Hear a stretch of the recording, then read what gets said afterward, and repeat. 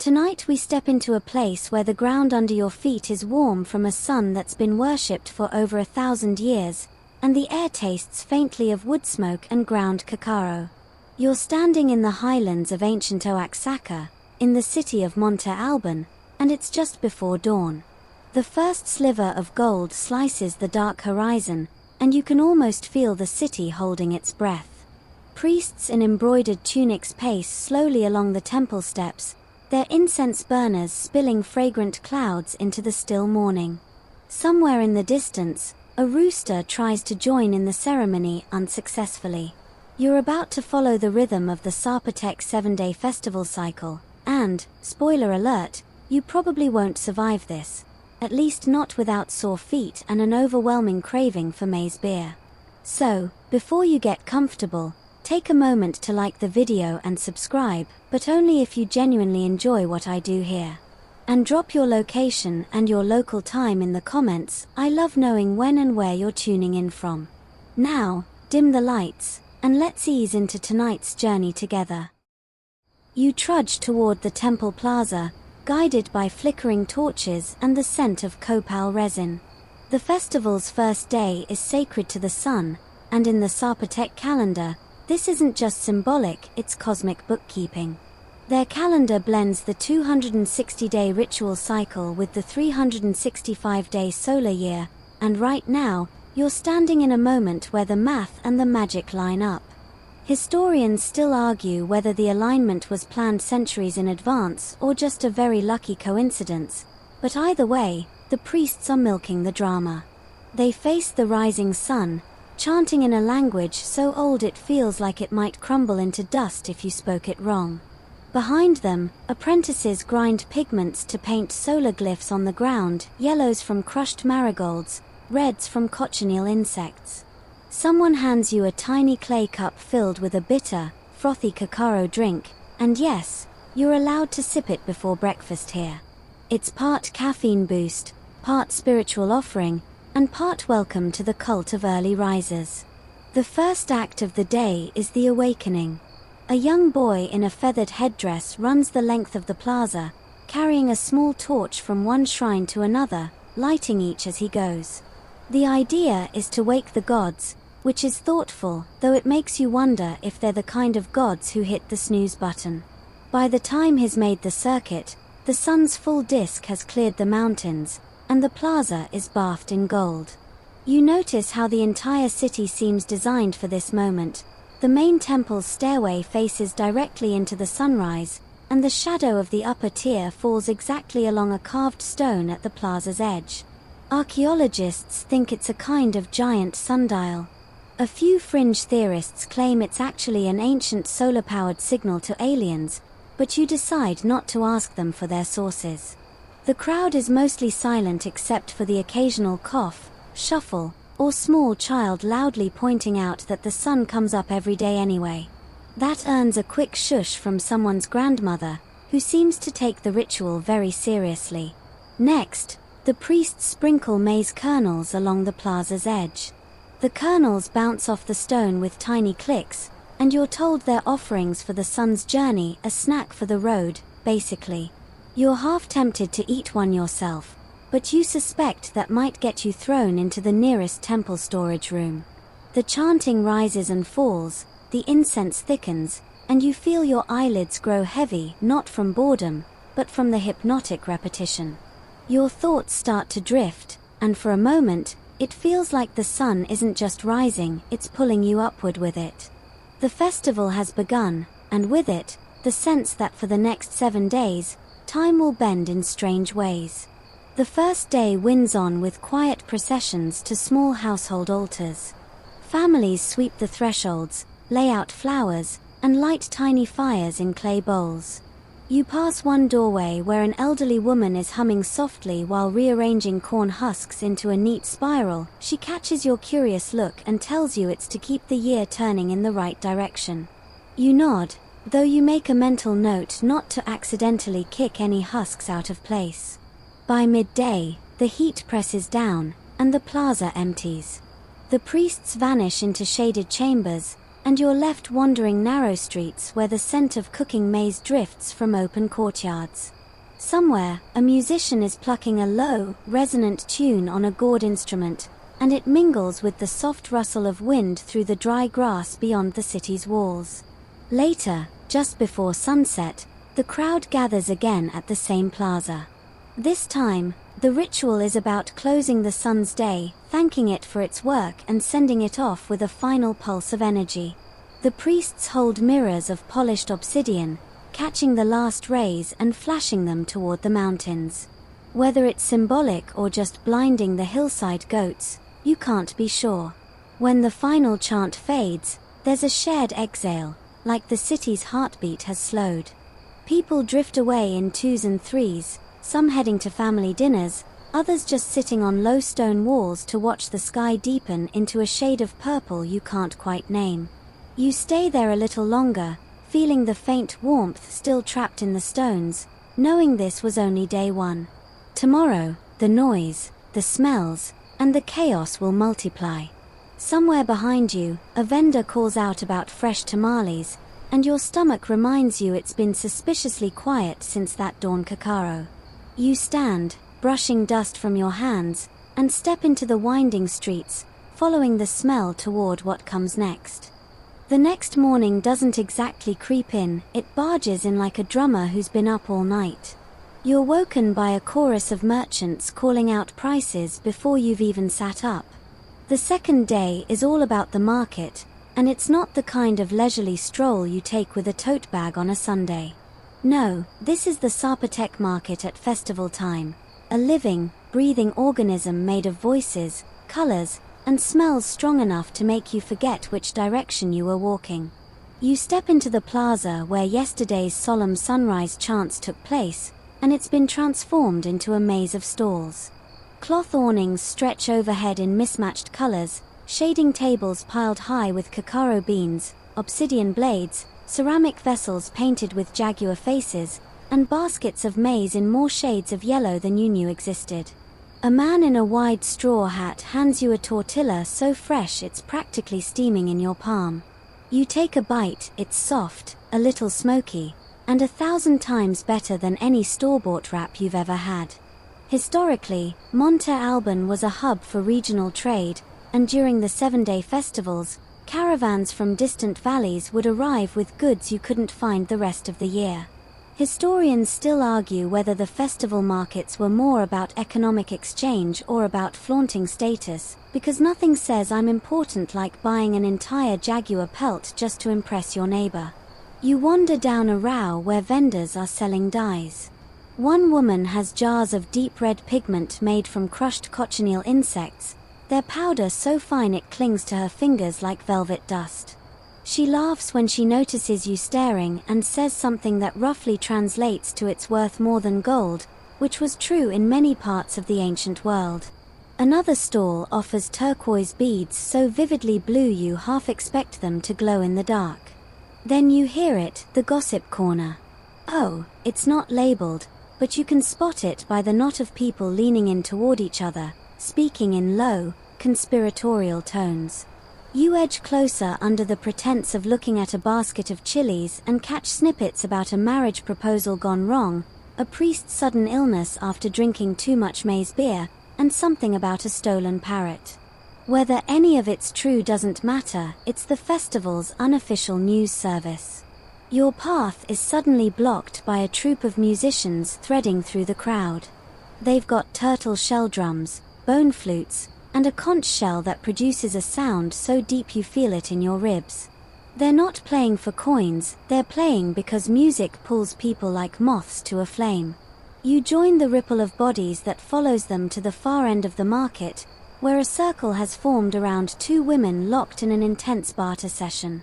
The first woman wants a bundle of maguey fibers, the second wants triple the price. They go back and forth, hands gesturing so sharply it's a miracle no one's been smacked yet. Finally, the first woman throws in a pouch of cacaro beans, and the deal is sealed with a handshake. You can't help but think modern flea market dealers could learn a thing or two from this art form. By midday, the sun's beating down hard, and the smell of cooking food becomes impossible to ignore. Stalls on the edge of the market are grilling fish over open flames, boiling maize kernels for pozole, and roasting grasshoppers until they're crunchy and spiced. A boy waves a skewer of them under your nose with a grin. You're skeptical, but one bite later, you're converted. They're smoky, salty, and far better than their modern reputation suggests. Somewhere between the spice stalls and the ceramic cellars, you stumble on a curious little table. It's stacked with what look like carved stones, each etched with swirling designs. The vendor tells you they're message stones used for divination. He offers to toss 3 for you, letting them clack onto the woven mat at your feet. The symbols they land on, he says, predict movement, rain, and a visit from someone wearing a bird mask. You make a mental note to keep an eye out for that last part. The market has its own rhythm. Goods arrive in the morning, peak around noon, and start to thin as the sun sinks lower. By late afternoon, you find yourself in a quieter row where only a few vendors remain. One elderly man is carefully packing away woven mats, each one patterned in a way that seems to shift if you stare too long. He tells you it's a design the sky gave him in a dream, and for a moment you think you see the shapes of clouds and lightning hidden in the weave. As you step back toward the center of the plaza, the crowd surges once more. Someone has begun handing out cups of a thick, sweet drink made from maize, cacao, and honey. It's the festival's version of an energy shot, though this one makes you want to dance rather than run laps. A group nearby is playing a game where you toss maize kernels into a small pot. The prize appears to be a strip of dried fruit. You give it a try and miss spectacularly, which earns you a good-natured cheer from the onlookers. By the time the last stall folds up for the night, the air smells of cooling embers and crushed flowers trampled underfoot. Your pouch is heavier with a few small purchases, a coil of dyed thread, a carved wooden spoon, and a piece of obsidian that catches the last light like trapped water. The market fades behind you, but the echo of bargaining voices and laughter follows you through the streets. Somewhere in the darkness ahead, music is starting again. You follow it without really deciding to, drawn toward whatever the third day will bring. You wake to the sound of drums. Not the polite, distant kind, they're close enough to make your chest vibrate. Today's pulse is different from the market's chatter. It's sharp, insistent, like the heartbeat of something alive and impatient. By the time you reach the plaza, you see why. Masked dancers are gathering, their costumes a storm of feathers, bone ornaments, and cloth dyed in colors so deep they seem to swallow light. The third day belongs to the dances, and these aren't your mild clap along and shuffle affairs. Each troupe tells a story, some ancient, some half improvised, but all of them carry the weight of generations. A man wearing a jaguar mask crouches low, shoulders rolling, tail swishing.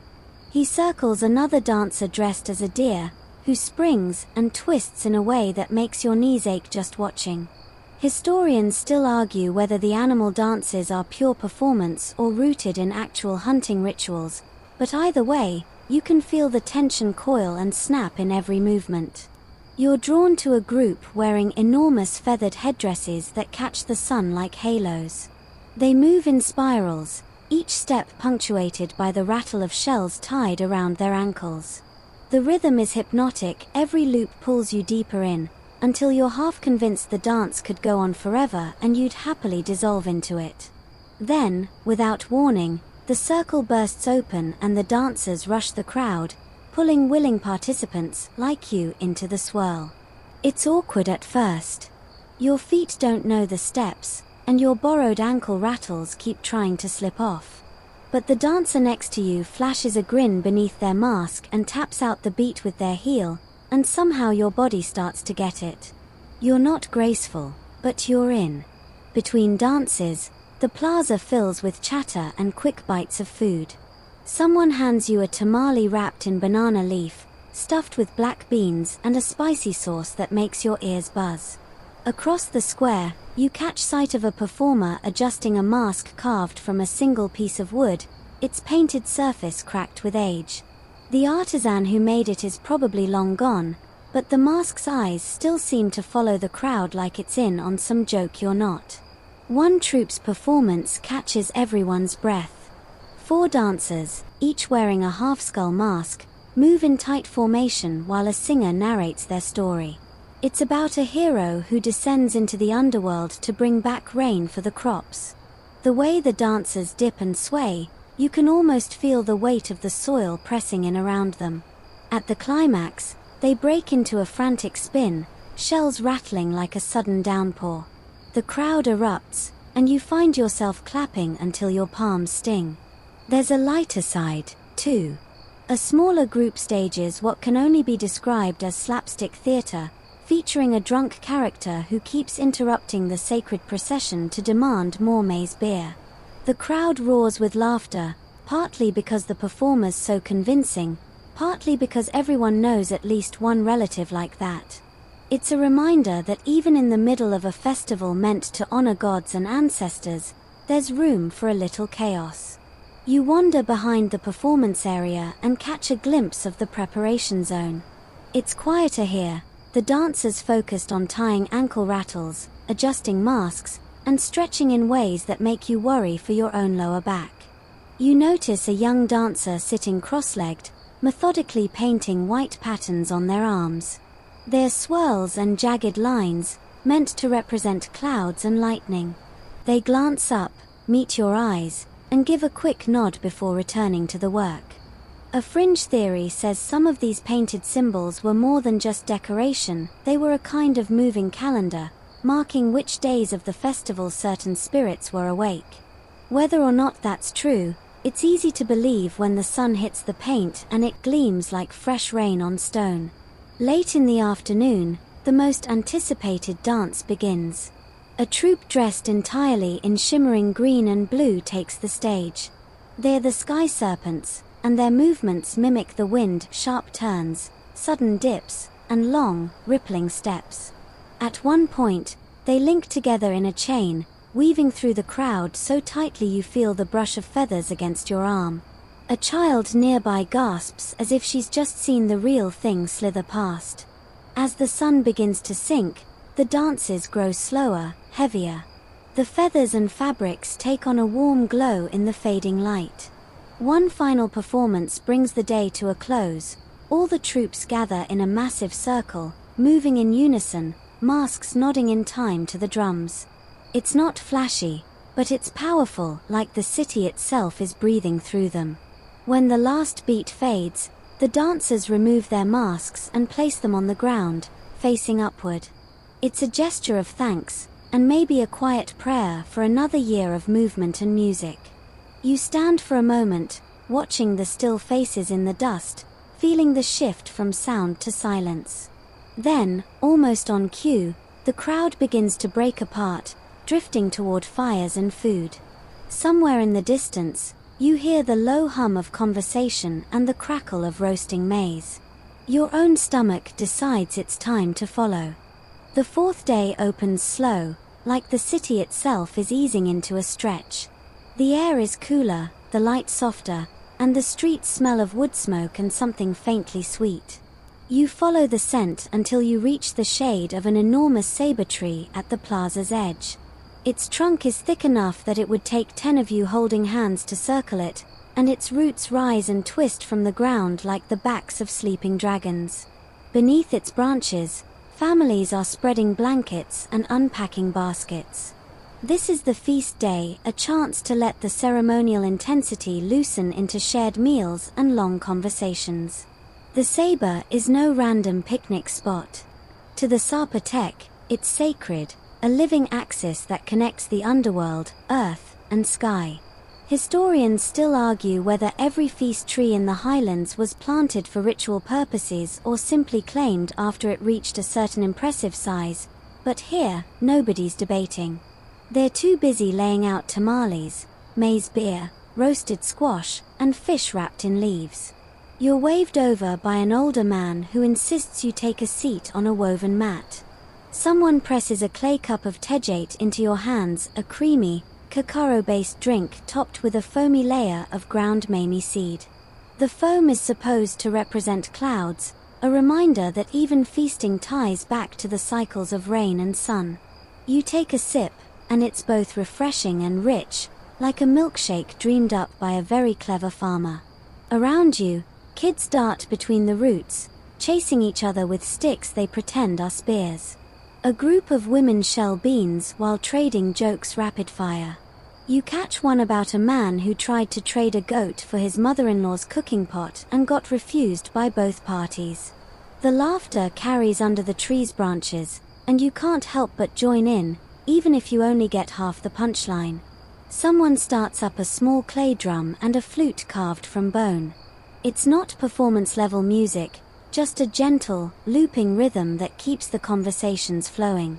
You notice how plates and cups pass back and forth without anyone keeping score of who brought what. The feast belongs to everyone, though you suspect the woman guarding the tamale basket might disagree.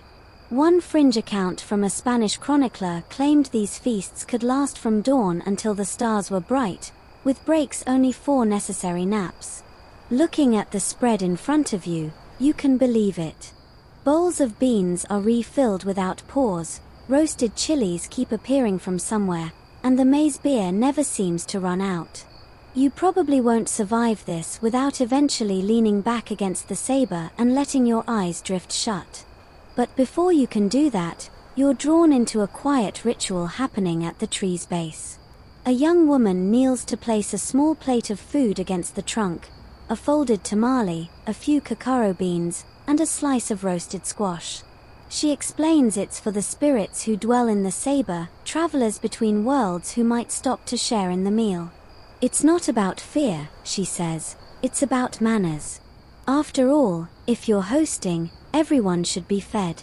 Later, as the afternoon light filters gold through the branches, a storyteller takes the center. He's an older man with a voice like warm gravel, and as he speaks, the crowd falls into a hush. His tale winds between history and myth, how the saber's roots hold up the world, how its branches touch the stars, and how once, long ago, a god disguised as a hungry traveler sat under this very tree and shared a meal with the people. When he left, the rains came early, and the maize grew taller than a man. Halfway through the story, a sudden breeze stirs the branches overhead, and everyone tilts their heads upward. The storyteller grins like he's in on something, then continues as though nothing happened. By evening, the ground is littered with corn husks, fruit peels, and the occasional sleepy guest stretched out with a hand over their stomach. The light fades, and someone lights a ring of small fires around the saber. The tree's massive trunk glows in the firelight, its roots casting long, twisting shadows. As you stand to leave, the older man who first invited you leans in and says, "Tomorrow will be louder." You're not sure if that's a promise or a warning.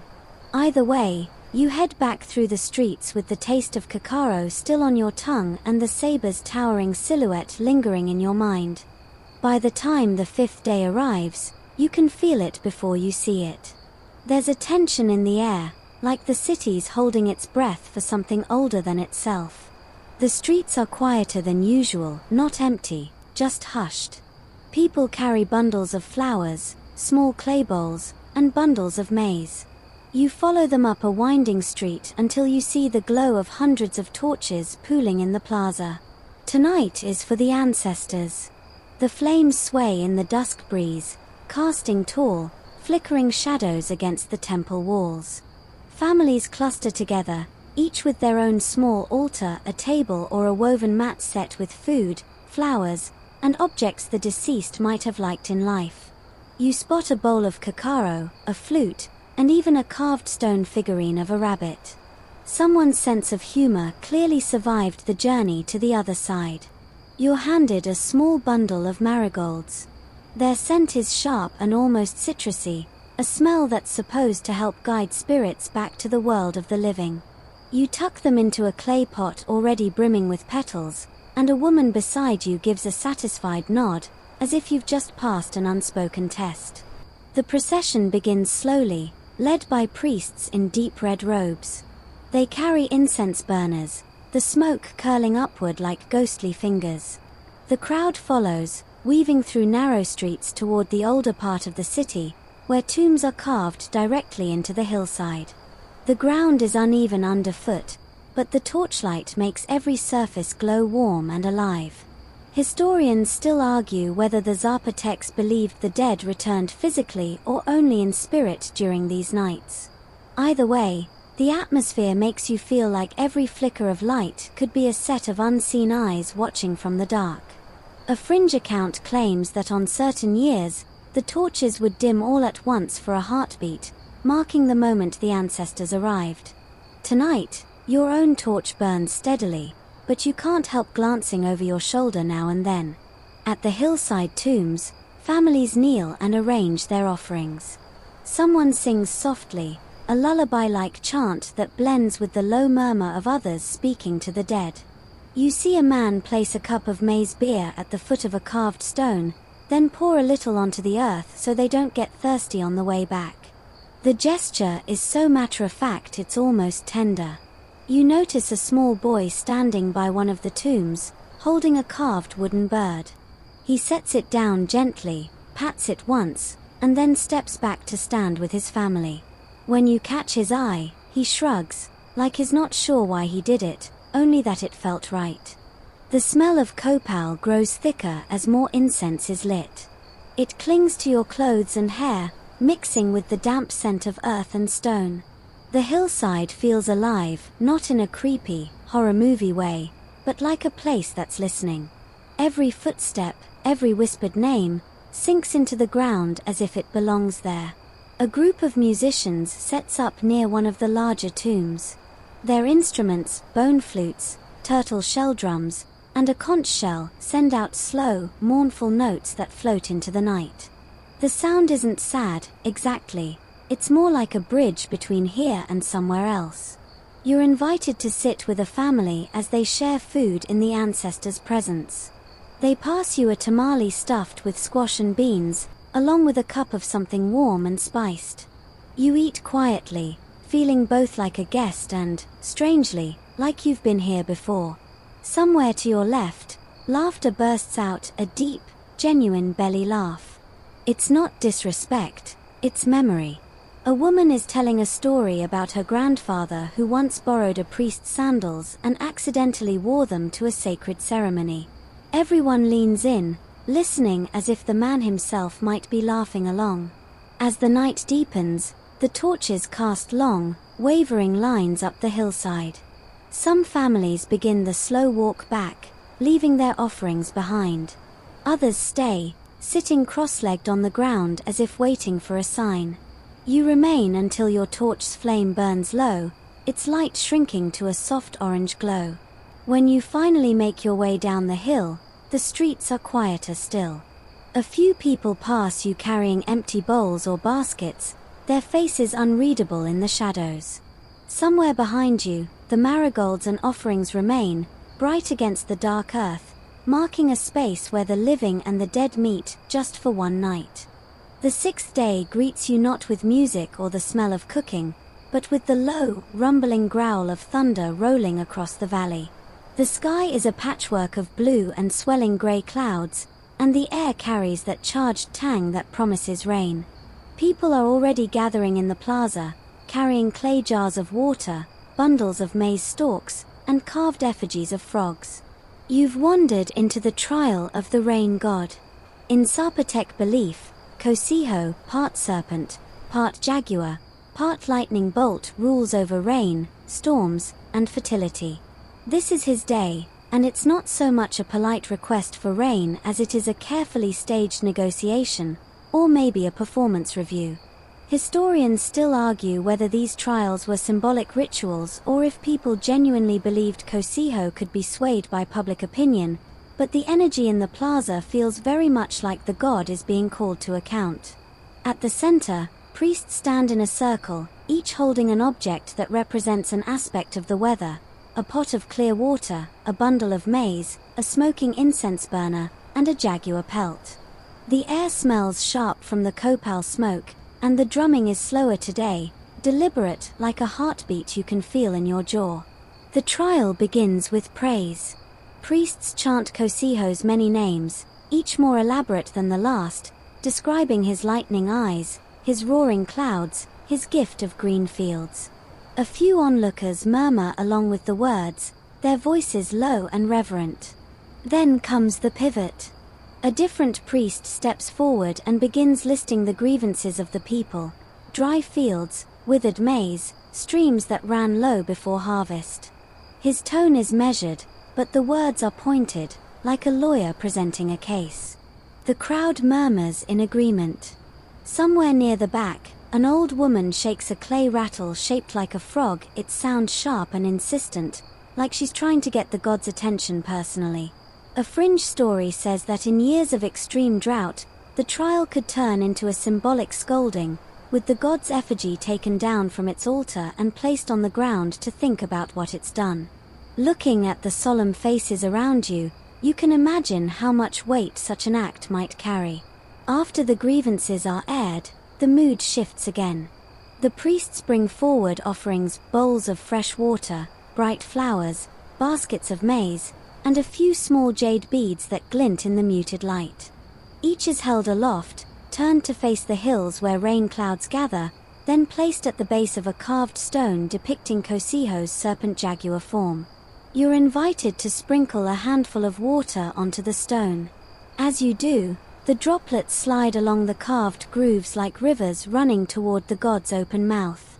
The stone feels cool under your fingers, and for a moment, you catch yourself hoping the sky is paying attention. The ceremony's final act is theatrical. Two dancers wearing elaborate Cocijo masks, long, curling fangs, wide eyes, and lightning-shaped headdresses leap into the circle. They move with sharp, snapping motions, then slow to long, coiling steps. The crowd shouts encouragement, and the drums quicken, matching the rhythm of their leaps. Just as the dancers seem ready to stop, a low crack of thunder splits the air, and everyone glances up at the sky with the kind of smile you get when the timing is too perfect to be coincidence. By late afternoon, the clouds are darker, heavier. The plaza smells of damp earth even though the first drops haven't yet fallen. People disperse slowly, as if reluctant to leave in case Cocijo decides to make his entrance right now. On your way back through the streets, you pass a small courtyard where children are splashing in a basin of water, pretending to be rain. They leap out, shake their hair like they're casting droplets over the ground, and collapse into giggles. It's hard to tell whether they're mocking the ritual or joining in, but either way, their joy feels like part of the offering. By evening, a light rain begins to fall, soft, steady, enough to make the stones glisten under the torchlight. Whether it's Cocijo's blessing, a lucky weather break, or a bit of both, no one seems interested in arguing. People tilt their faces toward the sky, mouths open, catching drops like they're tasting something rare and precious. By the seventh day, the air is thick with that after-rain freshness, the kind that makes every color sharper. The stone streets gleam, puddles catching slices of sky between footprints. The plaza is louder than it's been since the market day, and the sound isn't drums or flutes, it's shouting, cheering, and the dull thud of something heavy hitting stone. You round the corner and find yourself staring at a ball court carved into the earth, its long, narrow playing field framed by sloped stone walls. The game of rubber and glory is underway. Two teams face off, each wearing padded hip guards and belts, the kind you'd definitely need if you were about to slam a solid rubber ball against your body at speed. The ball itself is no ordinary thing, it's dense, heavy, made from solid latex tapped from local rubber trees. Someone hands it to you before the match begins, and it's shockingly weighty, like trying to hold a bowling ball that bounces. You roll it in your hands and can instantly imagine the bruises it might leave. Historians still argue whether Zapotec ball games were purely sport, purely ritual, or some combination of the two. There's evidence they marked political alliances, religious events, and maybe even served as a stand-in for warfare. A fringe theory suggests the outcome of festival games could influence decisions made in the council chambers, as if the gods themselves were whispering through the bounce of the ball. The match begins with a sharp call from the referee, a wiry man whose voice could probably carry across the valley without help. Players launch into motion, using only their hips, thighs, and chests to hit the ball, no hands or feet allowed. The first strike sends it ricocheting off the sloped wall with a satisfying thunk. The crowd roars, and you find yourself shouting right along with them. You watch the players' faces, focused, grim, but with a flicker of something like joy under the strain. Every point won is celebrated with a short burst of drumming from a group sitting at the court's edge. The sound drives the pace faster, each rally longer than the last. One player makes an especially daring move, twisting midair to send the ball in a perfect arc toward a small stone ring mounted high on the wall. If it passes through, it's an instant win. The ball misses by inches, bouncing hard back into the fray, but the crowd gasps as though they've just seen the edge of something legendary. Between plays, runners dart in to retrieve stray balls or sweep debris from the court. Vendors along the sidelines shout offers for roasted maize, sweetened cacao, and slices of roasted squash. You grab a roasted maize cob and nearly choke on it when a player takes a direct hit to the ribs, stumbles, and somehow keeps the ball in play. The cheer that follows feels like a wave you can't help but ride. You notice the way the game isn't just about scoring points, it's about the rhythm, the exchange, the shared breath between player and crowd. The ball seems to take on a will of its own, darting where it shouldn't, pausing just long enough to pull everyone to the edge of suspense. In a pause between rounds, you wander closer to one of the sloped walls. Its surface is smooth from centuries of play, but carved along the base are faint glyphs, jaguars, maize plants, spirals. A young boy standing beside you whispers that the carvings keep the court awake so it knows who's winning. You don't ask who told him that, because you half believe it. The final rally of the match is a blur of motion. The ball bounces high, drops low, ricochets hard off the wall, and lands perfectly for a player to slam it into the stone ring. This time it passes through. The sound of it echoes like a drumbeat, and the crowd erupts. The winning team rushes forward, arms up, as people throw handfuls of flower petals into the court. After the game, both teams gather at the center. There's no gloating, no bad blood, just a series of bows, handclasps, and a shared drink from a large clay jug. A fringe story claims the losers sometimes had to host the winners for a feast that could bankrupt them for months, but watching the grins here, you suspect it's more about bragging rights than ruin. As the crowd drifts away, the court empties except for a few kids rolling a smaller ball along the wall, imitating the pros. You linger for a moment longer, running your hand along the stone, feeling its warmth under the fading sun. Then you turn toward the sound of weaving looms in the distance, drawn toward the next rhythm of the festival. The steady clack and thump of looms draws you into a quieter part of the city, where the air smells faintly of spun cotton and freshly cut maguey.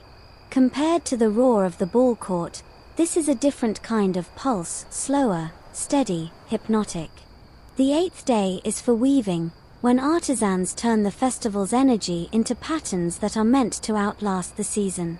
You follow the sound into a shaded courtyard where women and men sit cross-legged at backstrap looms. Straps loop around their waists and connect to beams anchored in the ground, so that every lean forward and pull back tightens or loosens the threads. The motion is as much a dance as the masked performances from earlier in the week. On one loom, white cotton threads form the base, while the shuttle carries strands dyed deep red from cochineal. The weaver's fingers move so quickly they blur, but her face is calm, her gaze fixed on the emerging pattern, zigzags that look suspiciously like the lightning glyphs you saw painted on dancers' arms 2 days ago. Historians still argue whether these designs were purely decorative or carried coded messages, seasonal markers, clan symbols, even astrological forecasts hidden in plain sight. At another loom, a man works with coarse maguey fiber. It's rougher than cotton, better for bags and belts than clothing. His shuttle carries black-dyed threads that break up the sandy beige base into sharp, geometric steps. When he notices you watching, he flips the fabric over to show the reverse side, same design, different emphasis, like the sky reflected in water. Nearby, a group of younger artisans are preparing dyes. A large clay bowl holds crushed indigo leaves soaking into a dark, rich liquid. Someone stirs it with a wooden stick, the surface swirling like a night sky. Another bowl is full of marigold petals steeping in hot water, their yellow bleeding into the steam. The smell is earthy and sweet, with a sharp undertone of minerals from the mordants that set the colors. A fringe story says certain festival garments were woven during this exact day to capture the moment's spirit, making the wearer carry a piece of the festival's power all year. Watching the artisans now, you can see how that belief might take root. Each thread is measured, chosen, and placed with a care that feels almost ceremonial.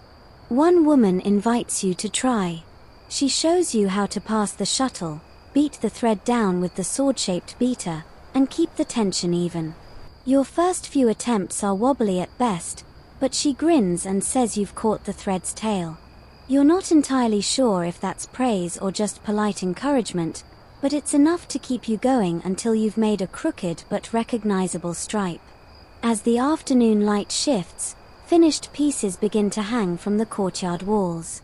Shawls patterned with spirals, belts edged in tiny triangles, blankets where the red and black seem to ripple if you move your head just right. A few are destined for sale in the market's second round tomorrow, but others will be kept in family homes, pulled out for ceremonies or as heirlooms. The courtyard's mood is serene, but there's still laughter. Someone teases a friend for accidentally weaving their own hair into the fabric, and another admits they've been hiding a weaving flaw under the fringe for years. It's the kind of humor that comes from people who know their craft inside and out. Toward evening, the weavers take a short break, sharing cups of warm atoll and small rolls of bread. One elder tells you the patterns in her family come from the sky's own cloth, passed down through dreams her grandmother had. Whether literal or poetic, it's clear that weaving here is more than work, it's a language of its own. As you leave, she presses a small strip of woven cotton into your hand. It's no longer than your palm, dyed with a thin red zigzag across its length. So you remember the day, she says, and you have a feeling you will. You step back into the street, the sound of looms fading behind you, replaced by the faint hum of people preparing for another nighttime trek into the hills. The festival's rhythm is shifting again, drawing you upward toward the darkening ridgelines. The air grows cooler as you follow the stone path that snakes out of the city and toward the hills. Lanterns sway from poles, casting long, flickering shadows on the ground. By now you've learned that the festival isn't all noise and spectacle. There are moments when the celebration turns inward, toward the unseen. The 9th day is one of those times, when the people make offerings to the hills themselves. You join a small group moving at an easy pace, baskets balanced on their heads or tucked in the crook of an arm. Inside, you glimpse bundles of maize, small clay figures, jade beads, and, oddly, a polished seashell. When you ask about it, a boy shrugs and says, "The spirits like shiny things." A perfectly reasonable explanation, really. Historians still argue whether these hill offerings were for specific deities, the spirits of the mountains, or the ancestors believed to dwell inside them. The Zapotec saw no hard line between natural features and the divine. The land itself could watch, judge, and reward. The fringe belief you hear tonight is that certain hills are awake and can carry messages to others across the valleys, like gossiping giants. The path climbs steadily, the city's lanterns shrinking below. Every so often, someone stops to leave a pinch of maize or a splash of pulque at a roadside shrine, a flat stone with flowers tucked into its cracks, a carving barely visible in the moonlight. You find yourself matching their quiet, unhurried steps, your breath slowing with the climb. At the top, the group gathers in a small clearing ringed by boulders. The view is staggering. the city glowing in warm dots of firelight, the river cutting a pale line through the valley, the moon hanging low and round above it all. The wind smells faintly of sage and damp stone. Everyone begins unpacking their baskets. Maize kernels scatter onto the earth, clay figures are placed carefully against stones, and the seashell is set in a shallow pit lined with leaves. A man kneels to bury a small pouch tied shut with a red cord. You wonder what's inside, but the look on his face says you won't be asking. The offerings aren't all solemn, there's a quiet kind of joy here, too. Someone pours out a splash of fermented drink and then takes a sip themselves, as if sharing with an old friend. Another person hums a tune that sounds like a lullaby, the notes drifting out into the dark. A young woman invites you to place something down. You don't have much, but she assures you it doesn't have to be grand, the hills know your heart. You choose the woven strip given to you by the elder weaver earlier today. Laying it down on the earth feels oddly right, like setting a bookmark in a story you've only just begun. A faint drumbeat starts up from somewhere unseen, maybe another group on another hill. The sound blends with the wind until you can't tell where one ends and the other begins. You sit with it, letting the night settle around you, the glow of the city far below like a cluster of fireflies. When the group begins the descent, no one speaks for a while. The lanterns light the path in swaying arcs, and the sound of sandals on stone is the only rhythm. Near the city's edge, someone breaks the silence to tell a joke about a spirit who borrowed a clay pot and never returned it, and just like that the solemnity softens into laughter. You step back onto the city's main street, the hum of voices returning as you pass homes with low fires burning inside. The hills loom behind you, holding the night's secrets, and ahead you catch the faint silver wash of moonlight over the temple stones. Music is already calling you toward it. You drift toward the sound, guided more by the rhythm than the streets themselves. The plaza is washed in silver, the full moon hanging above makes every shadow crisp and every stone shimmer. Tonight is for music, and it feels like the city has been waiting all week for this precise hour. A semicircle of musicians sits on woven mats near the great temple steps. They hold flutes carved from bone, wooden drums with taut deerskin heads, and rattles made from gourds filled with seeds. The first note is soft, a breathy sigh from one of the flutes, and then the drums answer, slow and deliberate. The sound is warm, even in the cool night air, and you feel it settle into your bones. You find a place near the edge of the crowd. No one speaks, the music doesn't allow for it. Instead, people sway, eyes closed, as if the notes are reaching somewhere words can't. Historians still argue whether this kind of moonlit music was a dedicated offering to a lunar goddess, or simply a communal way of marking the cycle's midpoint. Either way, it's working its spell. A musician with a carved turtle shell rattle catches your gaze and grins. He shakes it in time with the beat, and the seeds inside create a soft rush, like the sound of rain falling far away. It makes you think of Cocijo's storm rituals from earlier in the week, as if the music is weaving all the festival's days together into one long thread. Then comes a fringe tidbit. An elder nearby leans over and whispers that if you fall asleep during this music, your dreams will walk to the moon and back, bringing you answers to questions you didn't know you had. You're not entirely convinced, but the music is drowsy in the best way, so who's to say? The flutes take the lead, the melody climbing and curling, never quite repeating itself. One note hangs in the air so long you almost forget to breathe, and when it finally falls, the drums resume, heavier this time, pulling everyone back to earth. Children, who had been sitting cross-legged, start to rise and move. Their steps are slow, almost floating, arms raised as if pulling invisible threads from the moon. Adults join them, not in any rehearsed dance but in the simple act of moving together under the same light.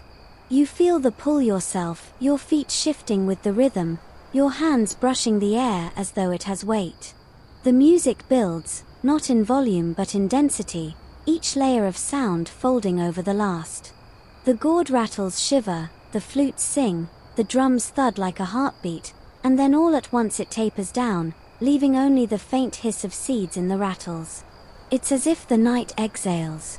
Silence lingers for a few breaths before the plaza begins to stir again. Some people stretch as though waking from a nap, others look straight up at the moon, as if checking whether she approved. You realize you've been sitting in the same position for what feels like hours, though it could have been minutes. The music plays tricks with time. A boy walks past selling roasted pumpkin seeds from a woven pouch. You buy a handful, their salty crunch bringing you fully back to the moment. The plaza is still glowing, the music's echo clinging to the stones like mist. Before you leave, you glance back at the musicians. They're packing away their instruments carefully, each wrapped in cloth. One man ties his drum with a cord, then rests his palm on it for a moment, almost like saying goodnight. There's reverence here, not just for the music, but for the silence that follows. You step away, following the curve of the street toward the market you know will be stirring again soon. The moon follows you, her light catching on every polished stone, as if to make sure you don't forget where you've been. The market has come back to life, though not with the frantic bustle of earlier days. This time it's slower, more deliberate, almost like a second tide washing in after the first has gone out. Torches stand in clay bases, their light spilling over stalls where goods have shifted since you last wandered through. Tonight is for trade, but the emphasis is less on selling to strangers and more on exchanging between neighbors, allies, and visiting kin. You weave between stalls where embroidered shawls hang beside baskets of dried beans, their colors ranging from soft cream to deep speckled red. A trader holds up a woven bag and, with a wink, says it's strong enough to hold a chicken and a secret. You're tempted to test at least one of those claims. Over at a long table, pottery gleams in the firelight. Some bowls are simple and glazed, meant for everyday use. Others are painted with spirals, jaguars, and glyphs that look suspiciously like some you saw on the temple walls.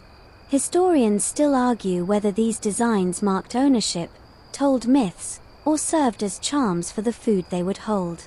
A fringe belief you overhear tonight claims that if you eat from a bowl painted with a serpent, your dreams will slither into the future to scout it for you. Bartering is as much conversation as it is transaction. A woman with a pile of dried chili peppers trades for a pouch of cacao beans, both parties smiling like they've gotten the better deal. You watch a young man haggle for a carved bone hairpin, his mother finally stepping in to close the trade with a small loaf of sweet bread. Some goods aren't tangible. In a corner lit by a single torch, an elder is reciting stories in exchange for small gifts: an ear of maize, a strip of cloth, a tiny clay bead. People settle on mats around him, listening with the same rapt attention you've seen in the plaza's dancers and musicians. You catch fragments about a deer who outran the sun and a maize plant that grew so tall it brushed the clouds. The smell of food is irresistible, griddles sizzle with thin tortillas, pots of bean stew bubble, and somewhere, someone is roasting squash seeds with salt.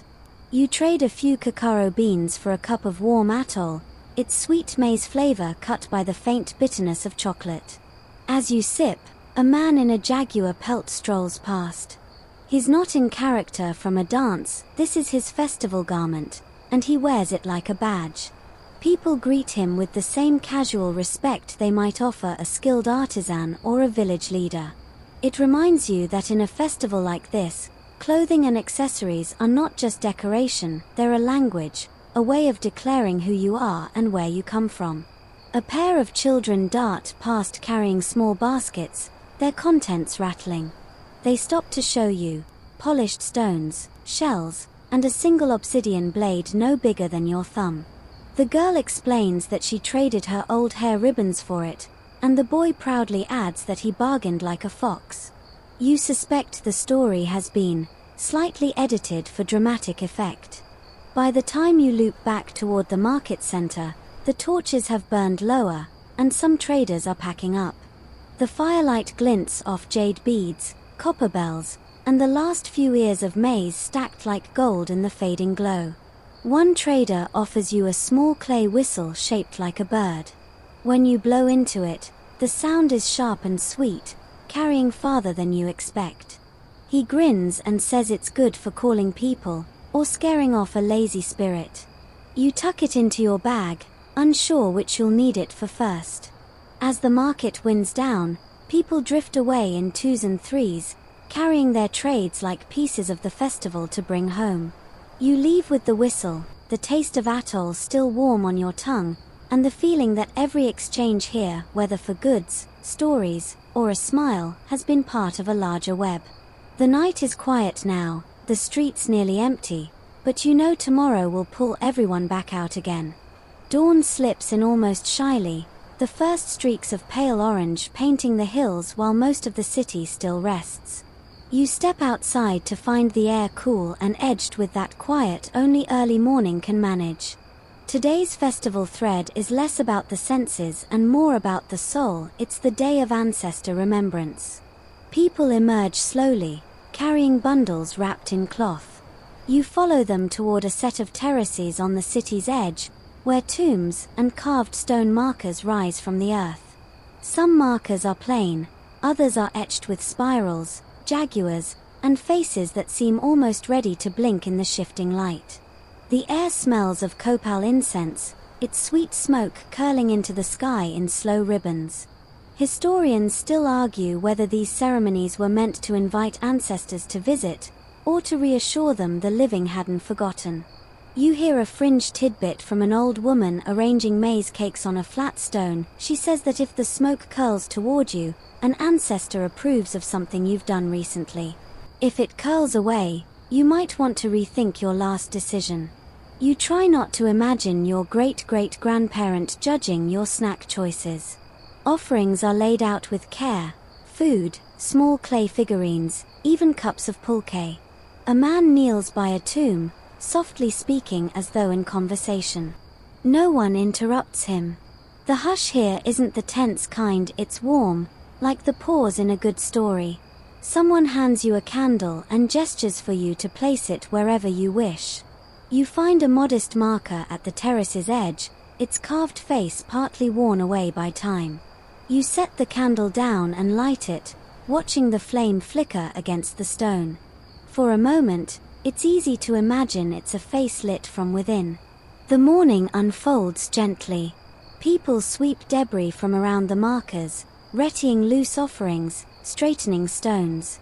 Children carry small baskets of flowers, marigolds, mostly, and scatter petals in bright arcs across the paths. A group begins to hum, low and steady, the sound almost blending with the whisper of wind through the maize stalks nearby. It's not a song you recognize, but it has the same hypnotic pull as last night's music. You sit for a while, letting the warmth of the sun touch your shoulders, the hum circling you like a slow river. Some families share food here, making the remembrance into a picnic of sorts. You're invited to try a tamale wrapped in banana leaf, its maize dough steamed to perfection around a filling of beans and squash. You take a bite and wonder if part of honoring the ancestors is making sure no one goes hungry on their day. From your seat, you can see the city stretching away, the temples rising above the rooftops, the mountains holding everything in their wide embrace.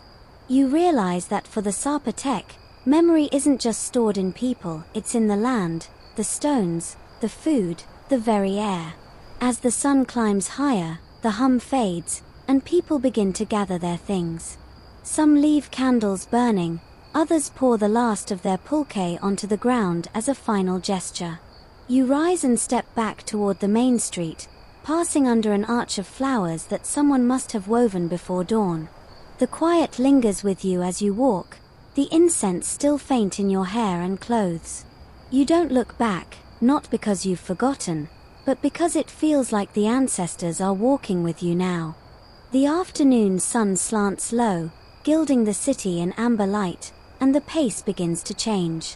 Drums echo faintly from the central plaza, but this time the sound isn't ceremonial, it's sharp, insistent, pulling people from their homes and workshops like a magnet. You follow the noise until the open space blooms before you, already crowded with expectant faces. Today is the day for competitive games. The plaza is marked out with a court, long, narrow, and flanked by stone walls that tilt inward like the sides of an ancient funnel. You recognize it from carvings, the famed ball court, where a rubber ball will soon be in play. Players emerge in decorated loincloths and protective padding of woven reeds, each wearing belts wide enough to deflect a blow. They're tall, lean, and carry themselves with the kind of focus that could curdle milk. A hush falls as the game begins. The ball is heavy and dark, and it's struck not with hands or feet but with hips, knees, and elbows. The thunk of rubber against a player's side echoes like a drumbeat. Points aren't exactly shouted out, this is as much ritual as sport, but every successful rebound off the stone markers brings a murmur of approval from the crowd. Historians still argue whether this game was purely for entertainment, or if it symbolized cosmic struggles between sun and darkness. Near you, a boy shares a fringed tidbit with an exaggerated whisper. The losing team, he says, used to be turned into clouds. You raise an eyebrow, he shrugs as if to say, that's just what my uncle told me. You decide not to press the details on cloud conversion. The pace quickens. One player twists midair, sending the ball ricocheting off a stone ring embedded in the wall. The crowd roars, not just at the skill, but at the rarity of such a hit.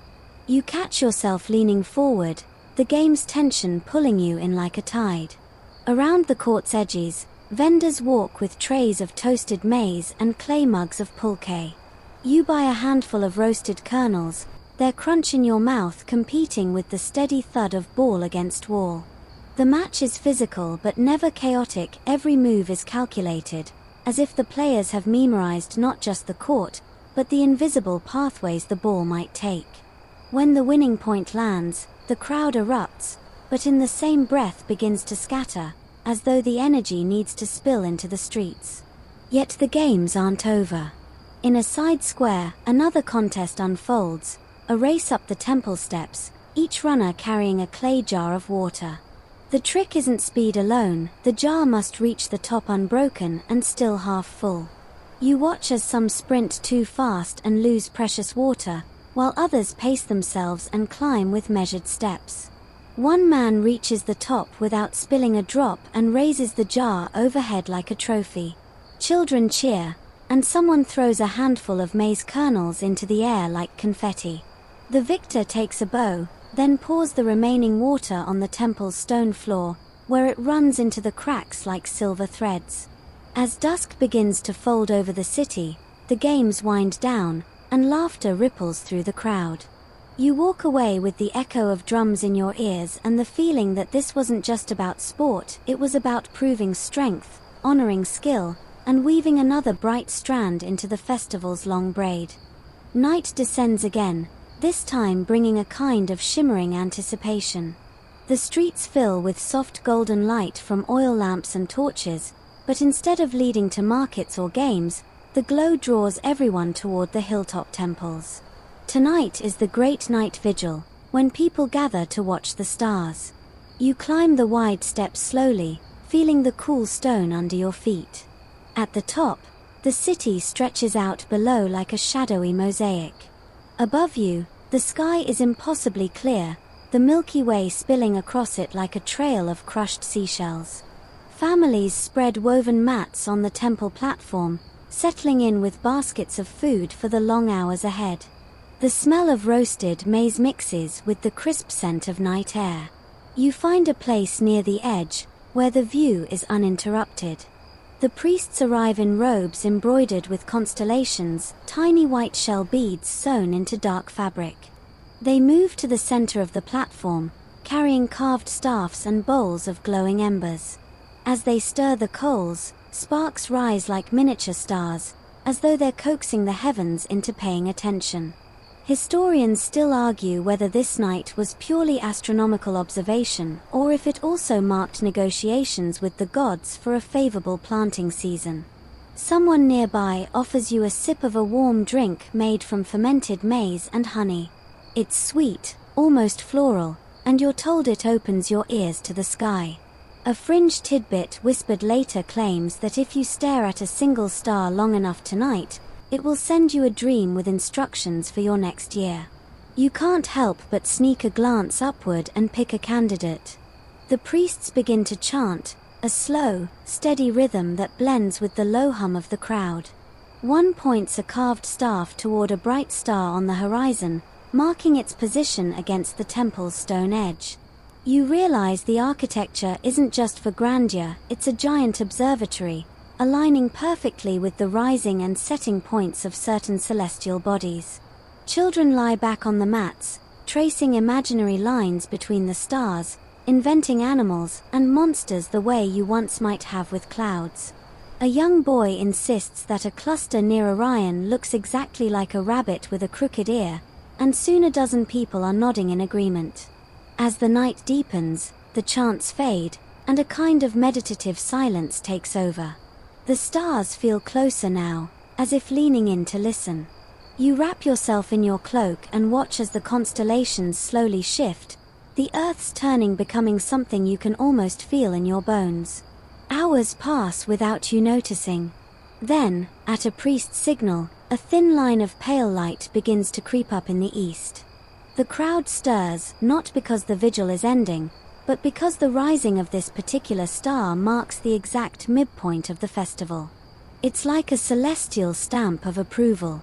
You breathe in the cool air one more time, imprinting the sight in your mind, the city below, the stars above, and the quiet joy of being one tiny part of something vast. The final day arrives with a different kind of energy, quieter, but not at all sad. The city wakes slowly, as if savoring each moment.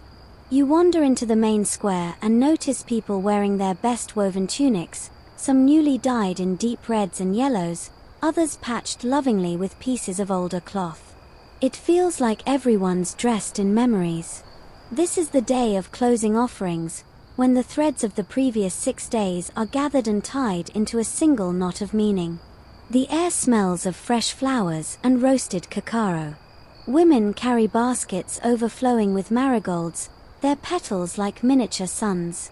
Men arrive with bundles of maize, still wrapped in husks, the kernels dried and ready for the next planting. At the base of the main temple, people form a slow-moving line. Each person steps forward, places their offering on a long woven mat, and whispers something toward the stone.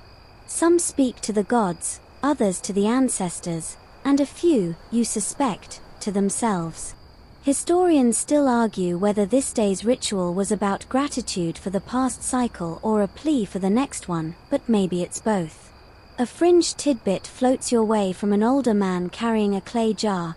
He says if your offering tips over on its own, it means the gods are impatient to take it. You glance nervously at your small bundle of cacao beans, hoping they stay perfectly still.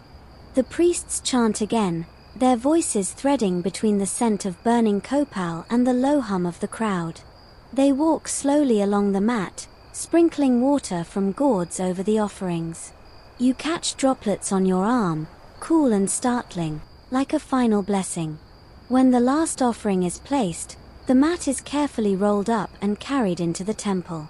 No one follows. It's understood that what happens inside now belongs to the unseen world. Instead, the people remain outside, gathering into small groups to share food. Someone hands you a steaming cup of hot cacao mixed with maize, thick enough to drink slowly. There's laughter, but it's softened at the edges. You realize it's the sound of people who know they won't gather like this again for another cycle, yet aren't weighed down by the weight. The sun warms your face as you listen, thinking of all the sounds, smells, and sights you've walked through these past days. Gradually, people drift back toward their homes. The market stalls are taken down. The ball court lies empty.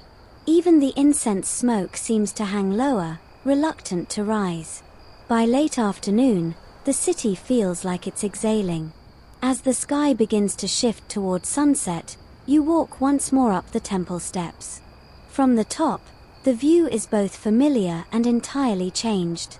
The plazas below are calm, but they hold an echo of the songs, dances, and laughter that filled them.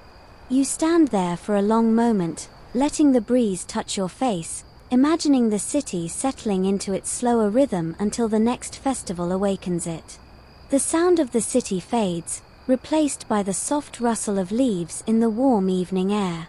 The last sunlight turns the stone walls gold before slipping away entirely. You sit there, eyes half closed, listening to the distant calls of night birds and the almost imperceptible hum of life continuing in the streets below.